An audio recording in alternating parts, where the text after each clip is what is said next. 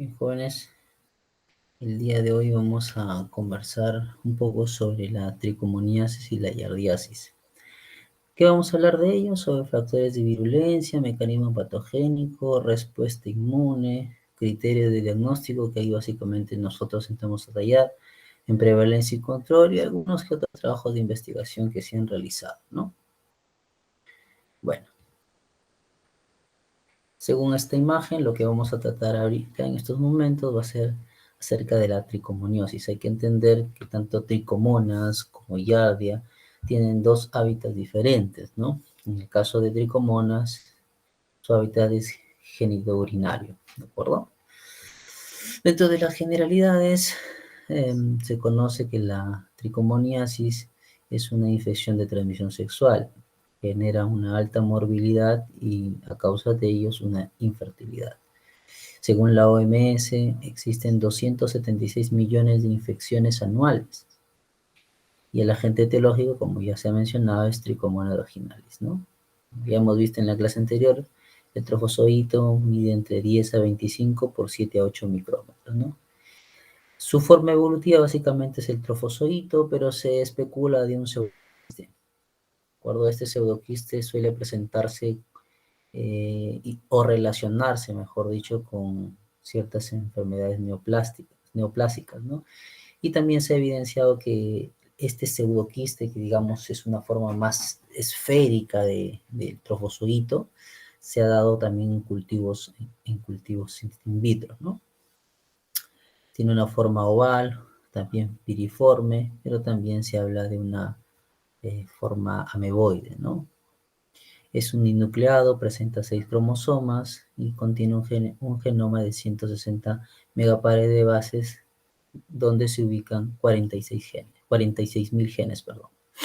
La exposición no conduce a una inmunidad permanente, entonces significa que hay posible reinfección, ¿verdad? Una vez tratada la parasitosis, puede volverse a infectar, ¿de acuerdo? La transmisión, como ya se dijo, que es una infección de transmisión sexual, entonces la transmisión es por contacto sexual, pero también se ha dado casos que se da a través de fomites, ¿no? En la mujer invade la uretra, vagina, endocervix, pero puede extenderse al endometrio y a los anexos y a las glándulas de Bartolín. En el varón invade la uretra, vesículas seminales y también la próstata, ¿no? Que eso ya vamos a entender, bueno, en general, para todas las enfermedades, eh, debemos comprender que el sistema inmunológico entra a tallar como papel importante, ya sea en frenar los agentes etiológicos que producen enfermedades, ¿no?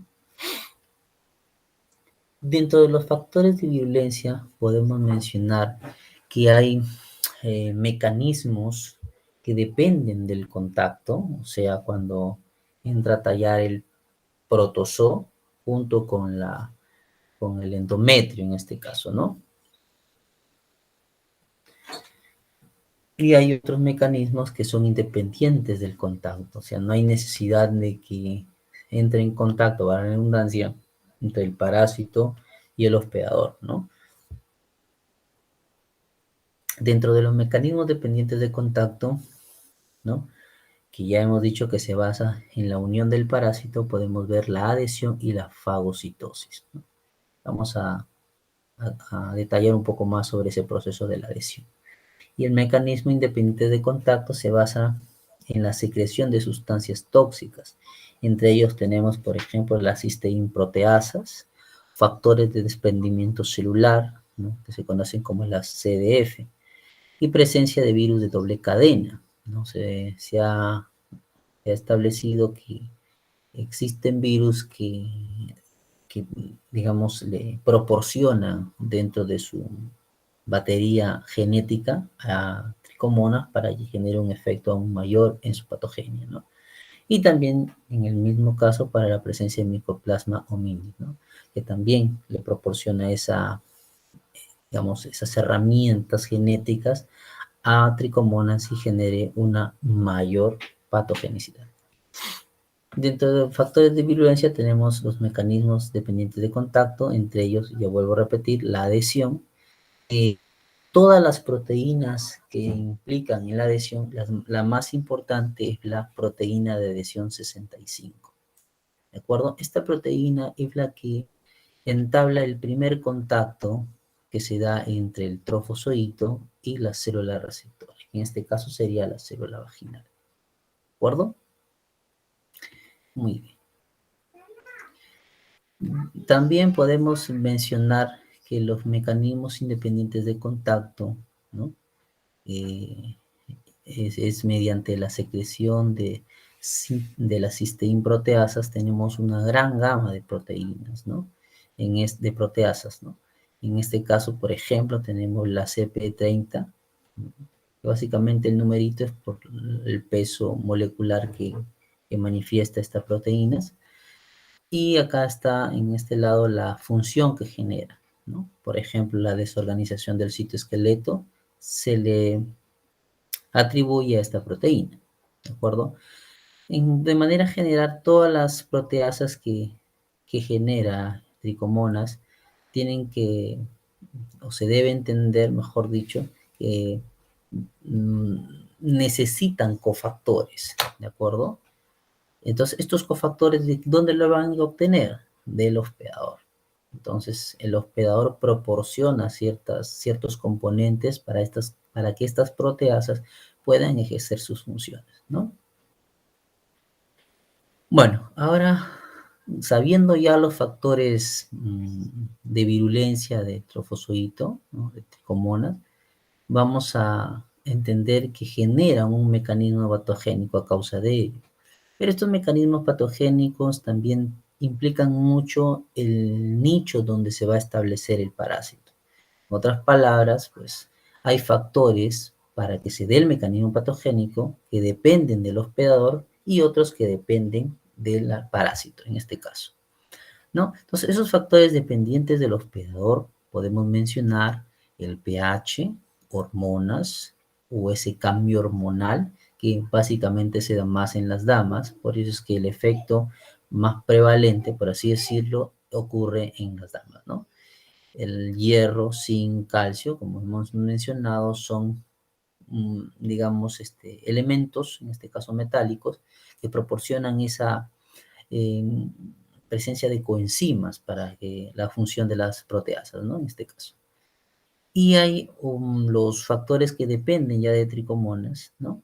En este caso podemos, lo que hemos mencionado, ¿no? Los mecanismos dependientes de contacto y los mecanismos independientes de contacto, ¿no?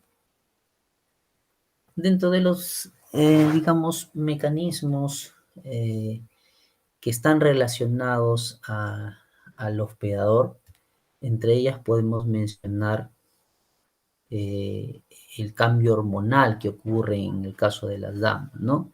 ¿Cuál es ese cambio hormonal que podía facilitar, por así decirlo, el anidamiento de tricomonas en digamos, en la cavidad genital de la dama, ¿no?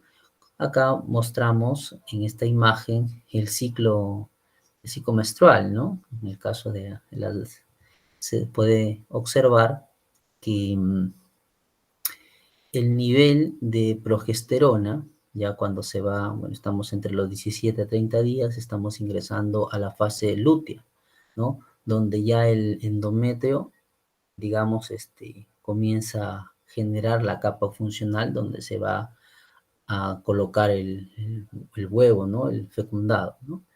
Pero cuando no haya se da la menstruación, ¿no? El periodo de sangrado. Entonces, podemos indicar que la progesterona sería un estímulo para que tricomonas puedan anidarse. Vuelvo a repetir, porque en ese momento, pues se está generando la capa funcional, ¿no? Están nutriéndose, dicho de otra manera, se está nutriendo pues toda el endometrio, ¿no? Entonces eso, de alguna otra manera, está proporcionando nutrientes para que también tricomonas pueda anidarse ahí, ¿de acuerdo? Entonces, ya los procesos o mecanismos relacionados al parásito en sí, uno de ellos es el reconocimiento y la adhesión, que lo hemos mencionado gracias a la proteína de adherencia, ¿verdad? Entonces, aquí podemos observar que ese reconocimiento que se da, ¿no? genera una invasión de la fibronectina y la laminina que se encuentra en la matriz extracelular, ¿no? De las células vaginales, pues, ¿no? Entonces, ahí entra en contacto y se genera, pues, la adhesión, ¿no? Y podemos observar acá en la imagen, como también ya se explicó en la teoría anterior, que genera un cambio estructural en tricomonas y genera esta forma ameboide, ¿no? Que aumentaría la superficie de adhesión y por ende también la de para la nutrición, ¿no? Otros mecanismos, ¿no? Relacionados directamente con el parásito en sí, está la liberación de las cisteína-proteasas que se ha mencionado, ¿no? Entre ellos generan factores quimiotácticos de neutrófilos. Eso implica que va a haber un llamado de más células blancas a la zona de infección, ¿no? A causa de ello se va a producir interleucina 8, ¿no? Y que estimula la quimiotaxis, pues, ¿no? Aumentando esto la llegada de más leucocitos, ¿no? Y eso por ende generará la inflamación, ¿de acuerdo? También existen dentro de las cisteína-proteasas pues enzimas que van a degradar a las inmunoglobulinas y también a componentes del complemento. Son muy importantes también dentro de su mecanismo, dentro de la respuesta inmunológica del hospedador. Y también se habla de liberación de señuelos, ciertos componentes moleculares que libera tricomonas para que sean reconocidos, digamos, por anticuerpos o complemento u otras células blancas que posiblemente se distraerían, por así decirlo, y no atacar directamente a tricomonas, ¿no? Bueno, acá estamos dejando una imagen cómo es que se observa, ¿no? Esa característica del endometrio en forma de fresita, que vendrían a ser zonas donde hay lesión y por ende se da esa inflamación, ¿no? A causa de todos estos mecanismos patogénicos podemos mencionar ciertos datos clínicos, ¿no? Como por ejemplo, se ha reportado que las personas infectadas, ¿no? Con tricomonas no pueden presentar síntomas, ¿no? Que estamos hablando entre un 9% a un 56%, ¿no? Básicamente eso se da en los varones, ¿no? O sea, los varones cursan una tricomoniasis asintomática, ¿no? Pero cuando ya se presentan síntomas, en este caso que más se da en las damas, podemos hablar de un flujo vaginal, ¿no? Maloliente, irritante, ¿no? También hay disuria y otros síntomas que pueden observar, pues, ¿no? Y dentro de los signos, pues hay eritema vulvar difuso, ¿no? Flujo abundante, amarillo verdoso, espumoso en algunos casos, ¿no?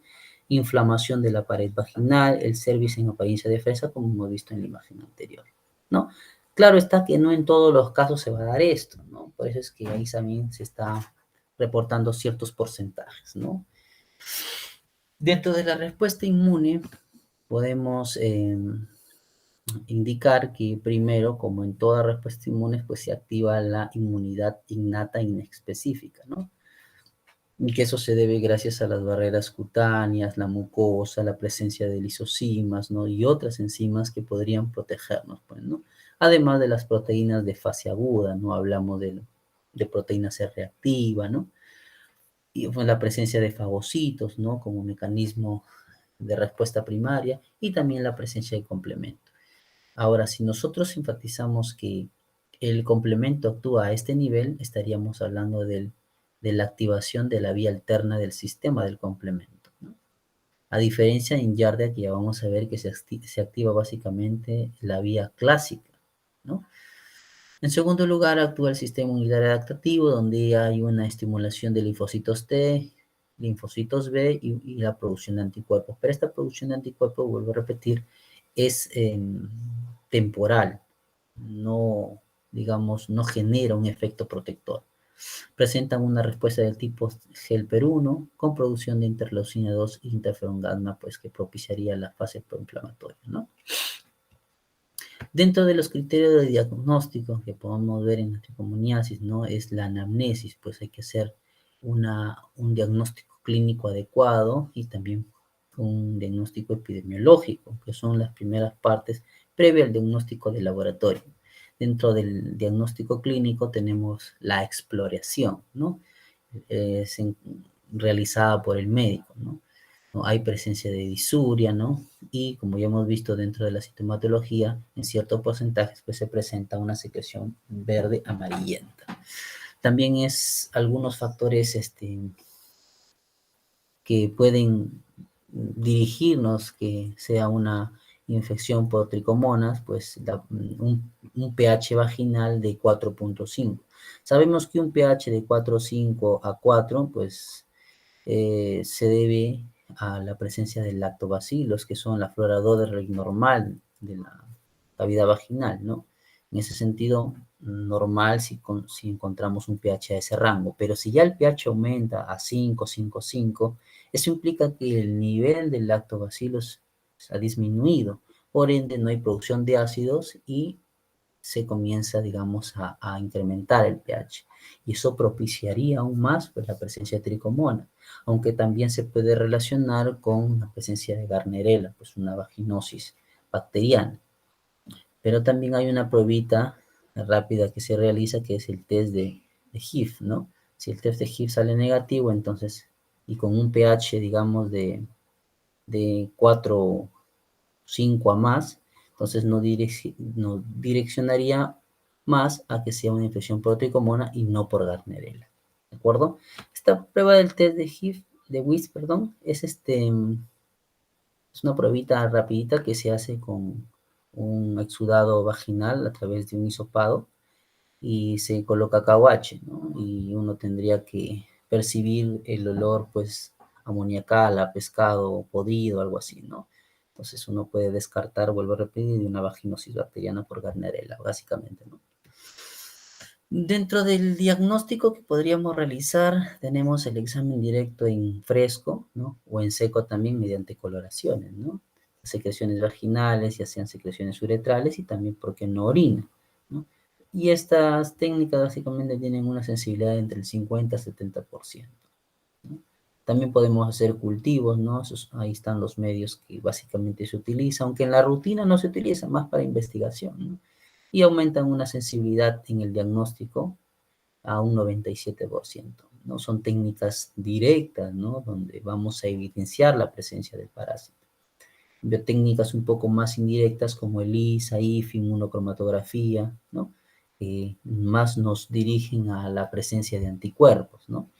También hay técnicas como la inmunofluorescencia directa, ¿no? Que también nos evidenciaría el parásito, pero tienen una sensibilidad del 80%. Y la PCR, ¿no? Una prueba molecular, que también tiene una sensibilidad no tan despreciable, ¿no? 26% está muy bien, ¿no? Y es, digamos, una técnica también que se aplica para estudios de investigación, básicamente, ¿no? Bueno, acá podemos observar una imagen, ¿no? Se ha realizado a través de un extendido de exudado vaginal y se ha realizado pues la tinción de Giemsa, ¿no? Y ahí podemos ver al trofozoito característico de tricomonas vaginales, ¿no? Dentro de la prevención y control, bueno, podemos mencionar pues que te da hay que generar una conciencia en la educación sexual, ¿no? Básicamente la promiscuidad y otros comportamientos sexuales prematuros, pues propician la prevalencia de esta enfermedad, ¿no? También hay que entender, y dentro de la educación sexual, el uso correcto básicamente de preservativo, porque ese sería el único mecanismo para poder disminuir la prevalencia de esto, ¿no? Dentro de las investigaciones que he podido revisar, ¿no? Y, digamos, más realizan ya estudio molecular, ¿no? Este trabajito del 2021, pues, donde digamos, se centraron en la identificación molecular de tricomonas vaginales en muestras cérvico-vaginales de mujeres sexualmente activas en la ciudad de Durango, ¿no? Entonces, acá podemos demostrar que la utilización, la aplicación de técnicas biomoleculares, pues harían mejor el trabajo para el estudio epidemiológico o dentro del diagnóstico también, ¿no? Acá hay otro trabajito que se realizó en el 2020 en evaluación in vitro de la respuesta proinflamatoria de macrófagos por un péptido sintético de tricomonas vaginales CYP4 derivado, bueno, de tricomonas, ¿no? Entonces, también no todo es malo, ¿no? Entonces, acá lo que estamos observando que ciertos péptidos de tricomonas podrían servir como inmunomoduladores, ¿no? Y eso está bien, porque lo que se espera cuando hay una infección es que se genere la inflamación. La inflamación no es mala en sí, la inflamación es buena. El problema es que cuando esta inflamación sobrepasa, digamos, un umbral, pues ya generaría un problema, ¿no? Bueno, eso es todo con respecto digamos, a tricomón. Respecto a Yardia, ¿qué podemos indicar? ¿No? Bueno, es un nicho, el lugar donde habita básicamente en la primera y segunda porción del intestino delgado, ¿no? Dentro de las generalidades que podemos decir que es una enfermedad diarreica infecciosa, ¿no? Que según la OMS hay 1.000 millones de infecciones anuales a causa de este parásito, ¿no? De los cuales 200 millones manifiestan pues algún tipo de sintomatología. Giardia lamblia es el agente causal de la giardiosis y tiene las dos formas, pues, ¿no? El trofozoito y el quiste. Tiene una forma de pera básicamente, ¿no? Y la exposición, al igual que en el caso de tricomonas, pues no conduce a una inmunidad permanente, ¿no? Y eso significa que también puede haber posibles reinfecciones, ¿no?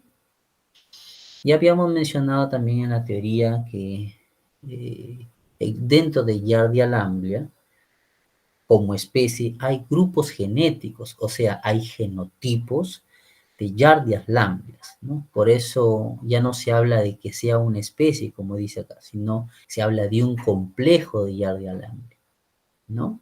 Como también se va a ver en su momento en el caso de los kinetoplásticos, ¿no? Ya lo van a ver. Bueno, en este caso, mediante el análisis de secuencias cortas del ARN ribosómico, ¿no? Básicamente en la posición 22 y 24 hay codones, ¿no?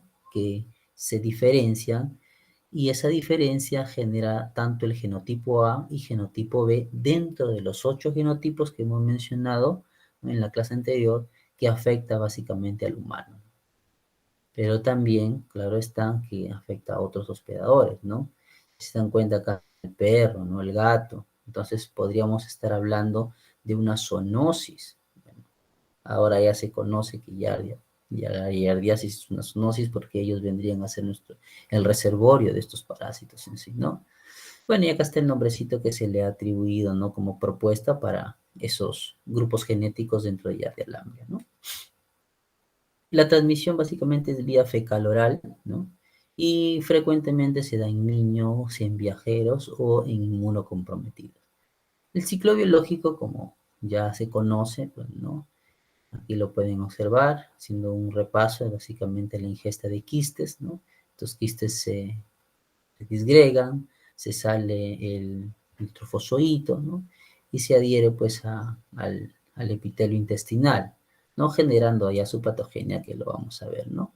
Y de ahí obtiene sus nutrientes y ya cuando completa su ciclo pues genera los quistes y los elimina a través de la materia fecal para reponer el ciclo, ¿no?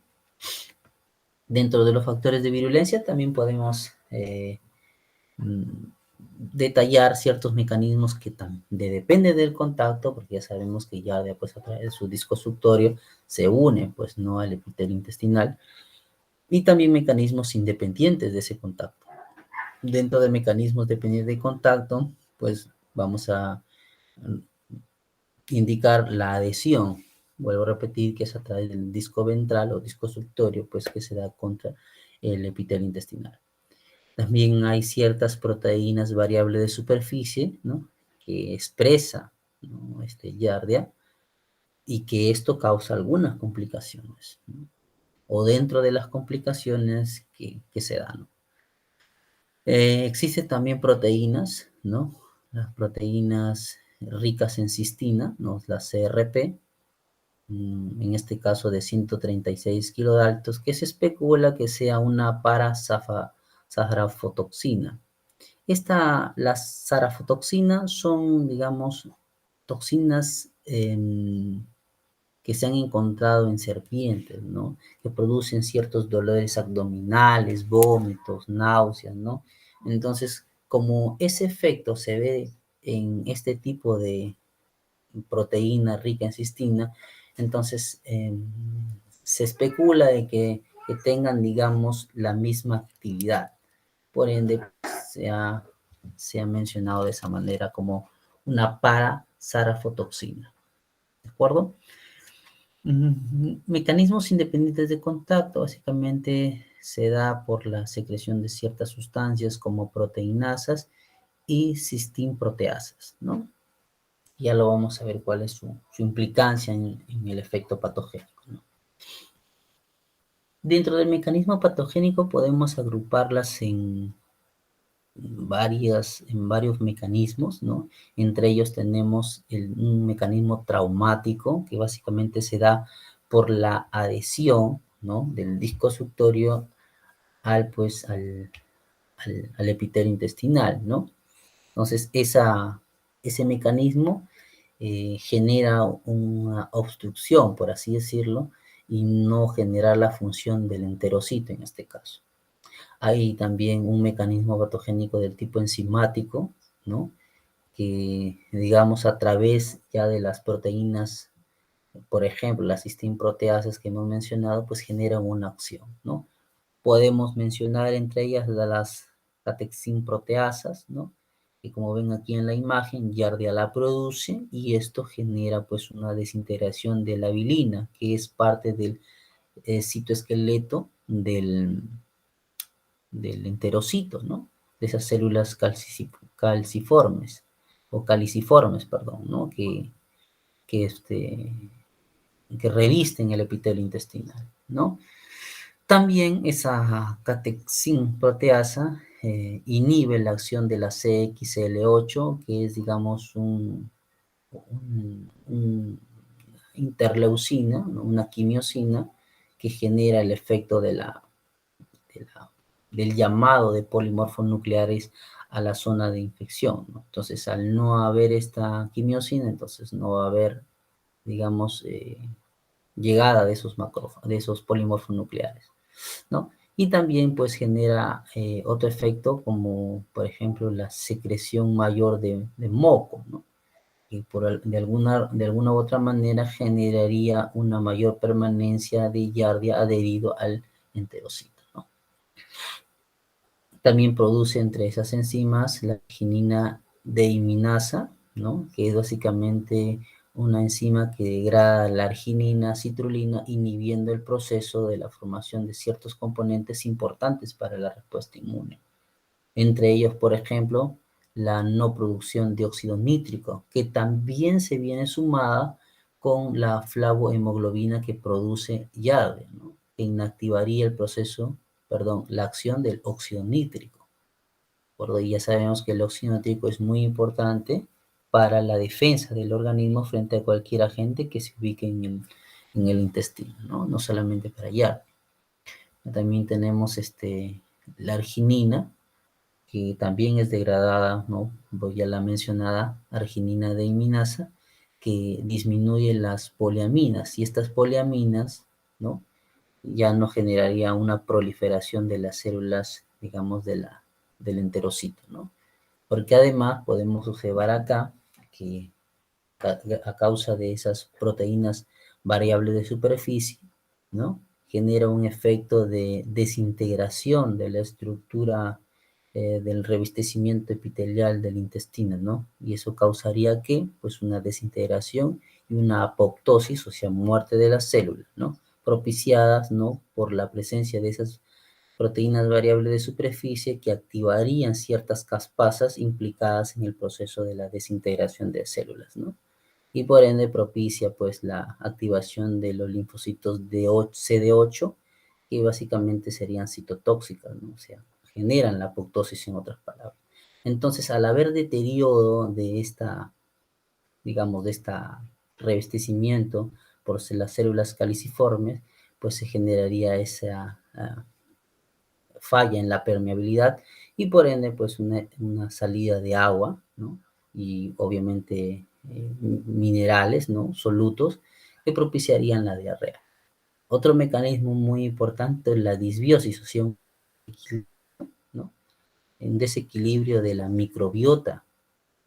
Entonces puede ser que haya una disminución de algunas bacterias que son benéficas y un incremento de bacterias que no son benéficas en el sistema digestivo. Entonces con esto propicia aún más el efecto patogénico de Yardi, ¿no? Entonces también hay un efecto tóxico, ¿no? Porque hemos mencionado que libera una toxina, la proteína rica en cistina, ¿no? Que se parece a la sarafotoxina, ¿de acuerdo? También genera la formación de barrera mecánica, que eso se presentaría siempre y cuando haya una gran cantidad de yardas, ¿no? Y para que ocurra eso, pues el sistema inmunológico del paciente debe estar debilitado, ¿no? Inmunocomprometido, ¿de acuerdo? Se habla que la dosis infectantes es de 10 a 100 quistes, ¿no? Pero eso depende mucho, vuelvo a repetir, de la susceptibilidad del paciente, ¿no? Competencia con el hospedero, ¿no? Básicamente esta competencia, como es el intestino, compite con los nutrientes, ¿no? Se supone que los enterocitos deben asimilar, ¿no? A través de sus microvellosidades deben asimilar nutrientes.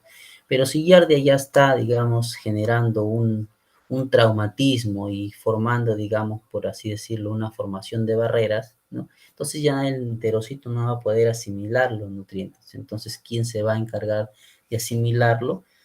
O de quitarlo, mejor dicho, sería Yardia, ¿no? Además, en el intestino sabemos muy bien que el hígado produce las sales biliares y lo vierte al intestino que propiciarían, digamos, la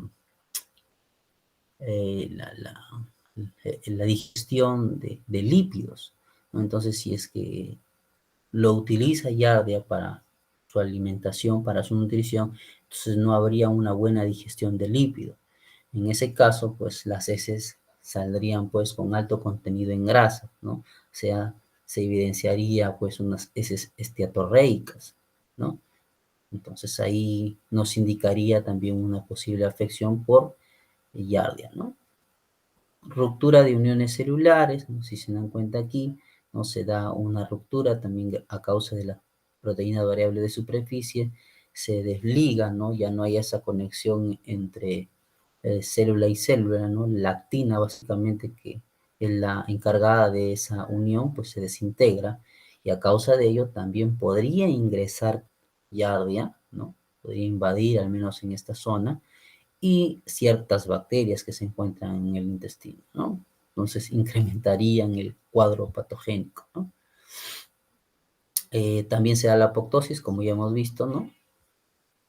Hiperplasia de células caliciformes, pues, ¿no? En este caso, esas células, las microvillosidades, ¿no? Ya no estarían presentes. ¿Por qué? Porque la célula incrementaría, digamos, de tamaño, pues, se genera una hiperplasia, ¿no? Entonces se incrementaría de tamaño, produciendo un moco que favorecería Giardia, pero ya no habría una buena absorción de nutrientes por parte del enterocito, ¿no? Bueno, se ha repetido acá, disculpen, competencia con el hospedador, ¿no? Lo mismo que se ha visto ahí, ¿no? Bueno, aquí podemos observar cómo es que el, el, el intestino pues se ve afectado, ¿no? Acá ustedes pueden ver en este corte histológico y la tinción que se ha realizado, las yardias que se encuentran presentes ahí, interfiriendo, digamos, el proceso de absorción. Y además esas células caliciformes pues ya no tienen la forma, pues, ¿no?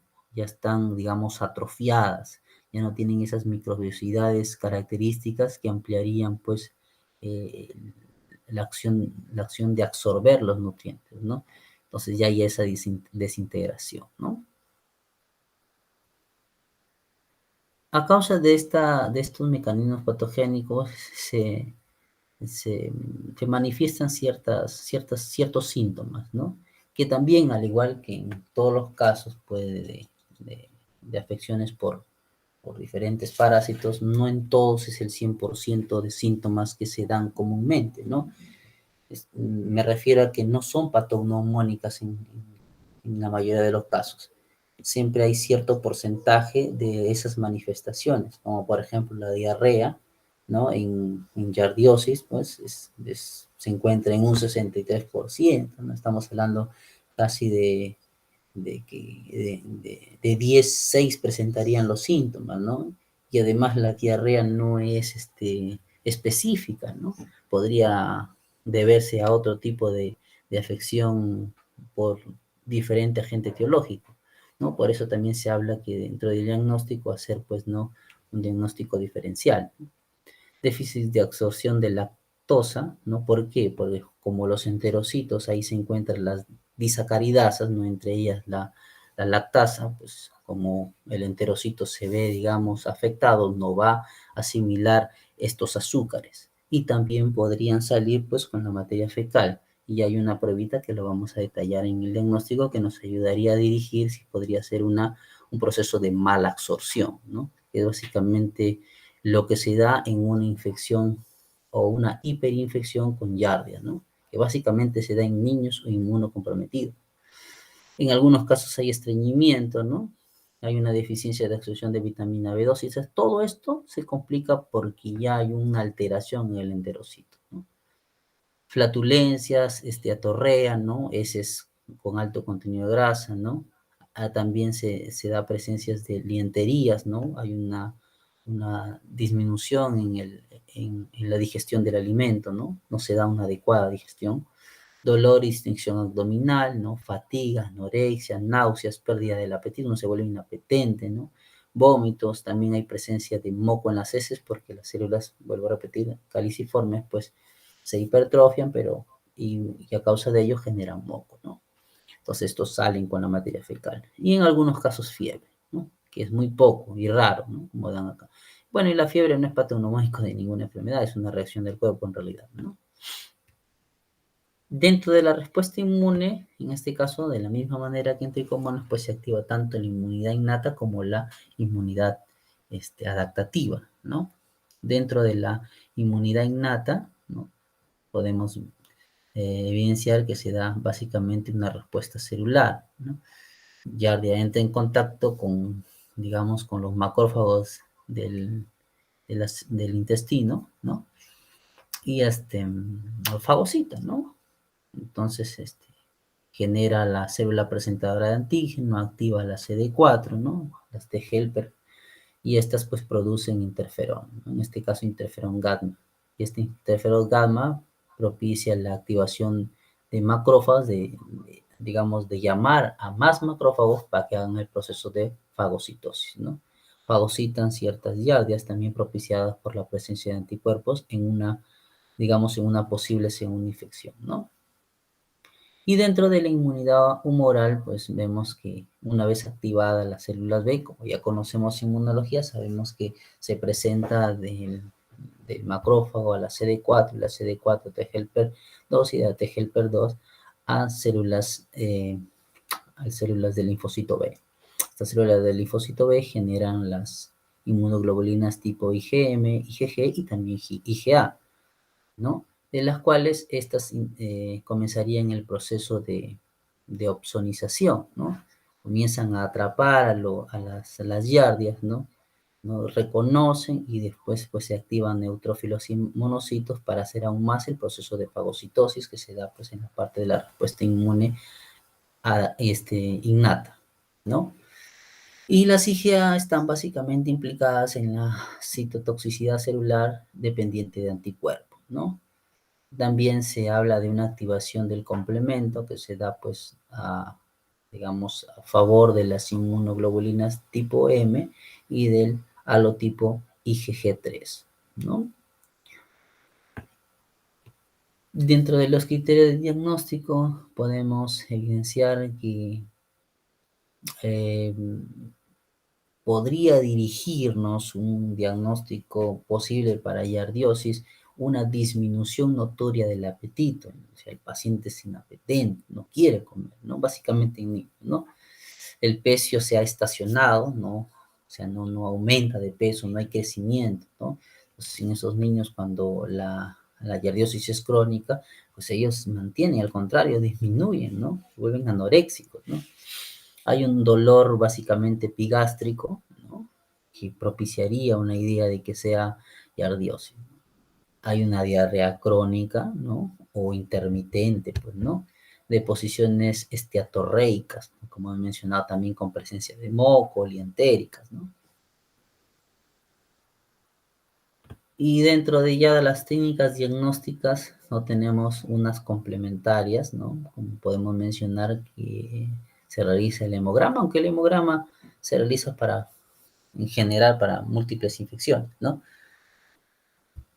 También hablamos de un examen coprofuncional, ¿no? Que es un examen, al menos en la práctica clínica, siempre lo usamos, ¿no? Porque el médico solicita, ya que, digamos, como a veces las técnicas copoparasitoscópicas que son utilizadas de rutina no tienen buena sensibilidad, entonces los exámenes coprofuncionales nos podrían dirigir a causa de la sintomatología o, mejor dicho, el mecanismo patogénico que realizan.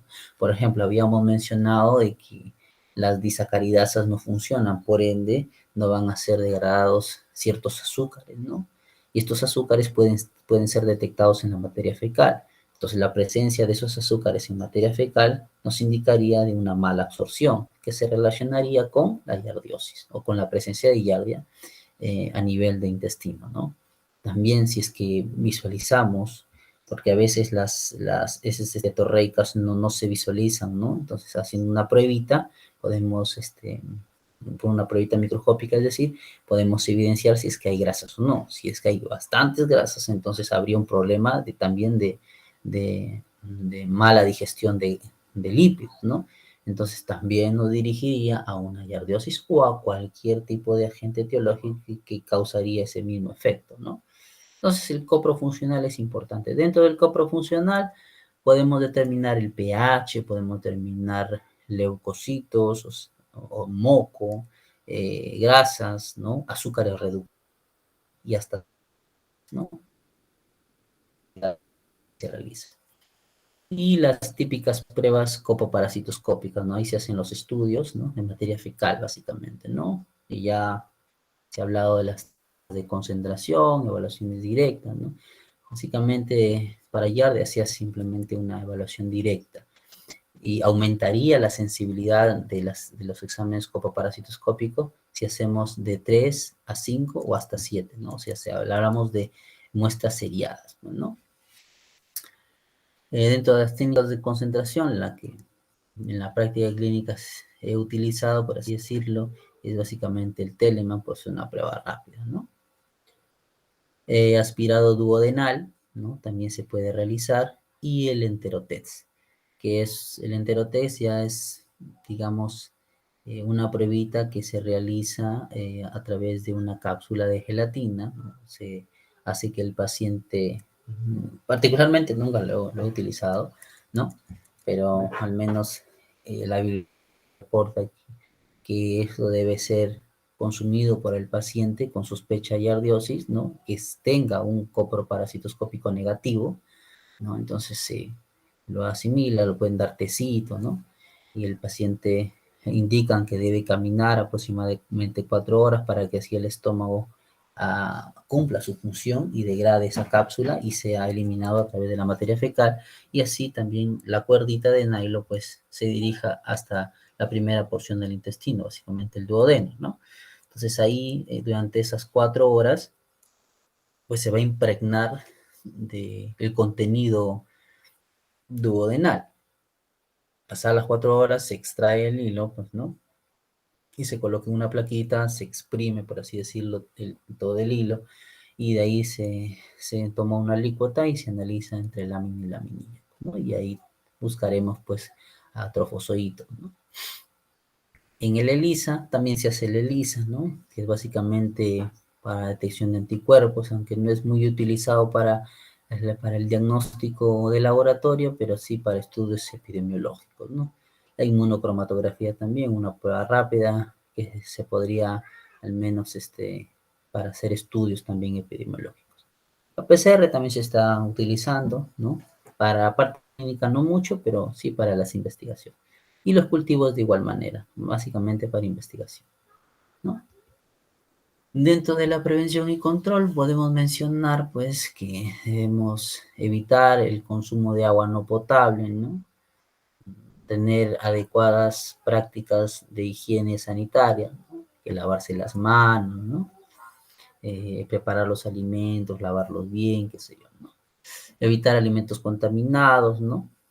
Muy importante, o sea, no ir a lugares donde no sean muy, digamos, eh, o sea, sean sospechosos, ¿no? Que no estén elaborados con buenos criterios de sanidad, ¿no? Evitar contactos con animales, o sea, no significa que no tengamos a nuestras mascotitas, sino tener un adecuado manejo de sus excretas, por ejemplo, ¿no? Entonces eso es importante. Y claro está una educación sanitaria adecuada, ¿no? Aquí, por ejemplo, podemos observar que eh, esta enfermedad también es llamada, por ejemplo, la enfermedad del viajero, ¿no? ¿Por qué? Porque básicamente las personas del extranjero o de lugares donde no hay, no es endémico la yardiosis, se van a un lugar que sí es endémico, ¿no? Y se infectan y como ellos no tienen una predisposición anterior ante este agente etiológico, pues generarían un proceso de yardiosis mayor, ¿no? Entonces hay que tener en consideración que estos visitantes, viajeros, pues no tengan un adecuado conocimiento del lugar a donde van, pues no, y tener sus precauciones mediante sus buenas prácticas higiénicas, pues, ¿no? Y básicamente también se ha reportado que a veces los padres, ¿no? Cuando tienen sus bebitos chiquitos, ¿no? Y cambian los pañales, a veces no se higienizan, ¿no? Entonces ellos pueden también infectarse con giardia, entonces, y ellos serían, digamos, como el reservorio, ¿no? Ya que en los adultos con sus defensas buenas, por así decirlo, pues no, no realizarían el proceso sintomatológico, ¿no? Pero sí serían portadores, ¿no? Dentro de la investigación que he podido revisar, ¿no? Hay, digamos, una diversidad genética, ¿no? Que se ha realizado según estudios de Giardia duodenalis, ¿no? De Giardia lamblia, que circula en 3 biomas en Brasilia, ¿no? Entonces, este estudio radica básicamente en hacer el diagnóstico molecular, ¿no? Justo a ello, pues se ha diferenciado los ocho genotipos de Giardia, dentro de los cuales, vuelvo a repetir, que tanto el genotipo A como el genotipo B son los que son, digamos, que afectan al hombre, ¿no? Y también tenemos, pues, infecciones por Giardia duodenalis y entamoeba histolítica dispar, pues, que son muy prevalentes, ¿no? En zonas periurbanas, en comunidades de Río de Janeiro, ¿no? Entonces hay que entender que a pesar que es una publicación del 2020, los exámenes coproparasitoscópicos de alguna u otra manera sí son relevantes en estudios de investigación, ¿no? Esto demuestra, ¿no? Porque este trabajo lo han hecho básicamente con el diagnóstico de laboratorio de muestras seriadas de estos individuos, ¿no? Básicamente niños se han trabajado acá en Río de Janeiro, ¿no? Entonces podemos indicar que no está de más hacer investigaciones también con exámenes copoparasitoscópicos, también serían adecuados, ¿no? Pero con la nueva era, pues hay que estar actualizándonos y de alguna otra manera eh, utilizar las técnicas moleculares, ¿no? Bueno, eso sería todo. Espero que te haya entendido. He tenido que correr porque hay mucha información en realidad para Yardia y Tricomonas, pero siempre respetando pues el tiempo que nos dan pues no en la teoría de 1 hora y también para las posibles preguntas que se puedan generar. Bueno, esperando que revisen el video, más que todo, disculpas por el tiempo y ya nos vemos el día de mañana.